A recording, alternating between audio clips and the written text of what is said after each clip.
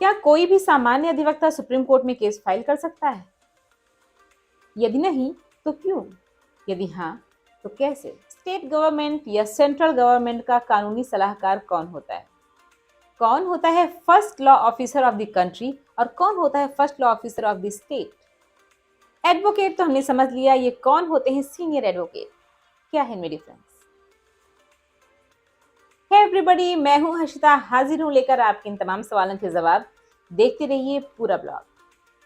Senior advocate, इनका चुनाव supreme court या हाई कोर्ट स्वयं करता है। एलिजिबिलिटी की बात करें तो सीनियर एडवोकेट की एज 45 ईयर्स या उससे कम नहीं होनी चाहिए और साथ में ही कम से कम 20 साल की प्रैक्टिस का एक्सपीरियंस भी होना चाहिए। कानून की अच्छी खासी जानकारी व अच्छा खासा एक्सपीरियंस होना चाहिए। उन्होंने कितने केसेस लड़े हैं, उनमें से कितने जीते हैं, कितने उनके फेवर में आए हैं, कितने नहीं, ये सब देखकर डिसाइड किया जाता है।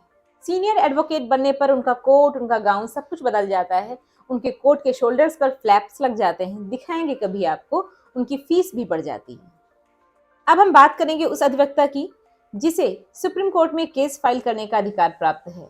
जी हाँ, कोई भी सामान्य अधिवक्ता सुप्रीम कोर्ट में आकर वहां केस फाइल नहीं कर सकता है। हाँ, वह केस ड्राफ्ट जरूर कर सकता है, कोर्ट में आर्गू भी कर सकता है, लेकिन केस फाइल नहीं कर सकता, क्योंकि सुप्रीम कोर्ट के अपने अलग रूल्स हैं।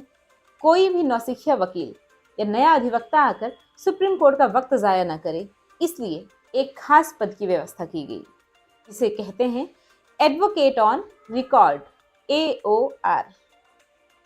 एडवोकेट ऑन रिकॉर्ड बनने के लिए सुप्रीम कोर्ट का AOR एग्जाम पास करना पड़ता है। एलिजिबिलिटी है मिनिमम 5 इयर्स का एक्सपीरियंस। इन 5 इयर्स को 2 भागों में बांटा गया है, 4+1। 4 इयर्स वह किसी भी कोर्ट में प्रैक्टिस किए रहा हो, बाकी 1 ईयर वह सुप्रीम कोर्ट में किसी AOR के अंडर प्रैक्टिस किए हो, और उस AOR का भी एक्सपीरियंस 10 इयर्स से ज्यादा होना चाहिए। Advocate general, first law officer of the state. Advocate general का अपॉइंटमेंट गवर्नर के द्वारा होता है। यह स्टेट गवर्नमेंट को कोर्ट में रिप्रेजेंट करता है, उनकी केसेस लड़ता है। साथ ही यह स्टेट गवर्नमेंट को राज्य में लागू सभी कानूनी मुद्दों पर सलाह देता है, अतः यह स्टेट का लीगल एडवाइजर भी कहा जाता है। और इस एडवोकेट जनरल की स्थापना का उल्लेख हमारे संविधान के आर्टिकल 165 में उल्लिखित है। Attorney general, first law officer of the country.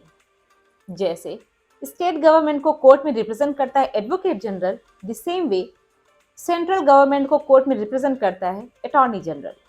इनकी नियुक्ति प्रधानमंत्री की सलाह पर राष्ट्रपति करता है। इन्हें देश का फर्स्ट लीगल ऑफिसर भी कहा जाता है। इनकी एलिजिबिलिटी सुप्रीम कोर्ट के जज के बराबर होनी चाहिए। एक तरफ इन्हें legal adviser of central government, तो दूसरी तरफ इन्हें जनता का वकील भी कहा जाता है। जी हाँ, ये जनता के भी मुकदमे लड़ सकते हैं, इसीलिए इन्हें सरकार द्वारा कोई भी वेतनमान नहीं प्राप्त है। लेकिन हाँ, सरकार की ओर से इन्हें भत्ते, बंगला, गाड़ी, सिक्योरिटी आदि जरूर मिलती है।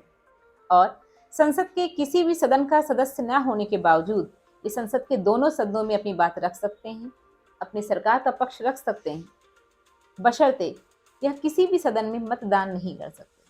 इनके कार्यकाल के बारे में कहीं भी उल्लिखित नहीं है, ये राष्ट्रपति की इच्छा अनुसार तक काम करते हैं। Solicitor general, second law officer of the country. Attorney general के सभी कामों में उन्हें हेल्प करते हैं सॉलिसिटर जनरल, इसलिए इन्हें असिस्टेंट अटॉर्नी जनरल भी कहा जाता है। ये रहा आज का ये ब्लॉग। मैंने बहुत ही सरल शब्दों में आपको बताने की कोशिश की है। उम्मीद है आपको समझ आया होगा। यदि फिर भी इस विषय से संबंधित किसी भी प्रकार का सवाल हो, हमें कमेंट बॉक्स में ज़रूर पूछें। वीडियो को लाइक करें, चैनल को सब्सक्राइब करें, दोस्तों में शेयर करें। फिर मिलेंगे एक नेक्स्ट ब्लॉग में।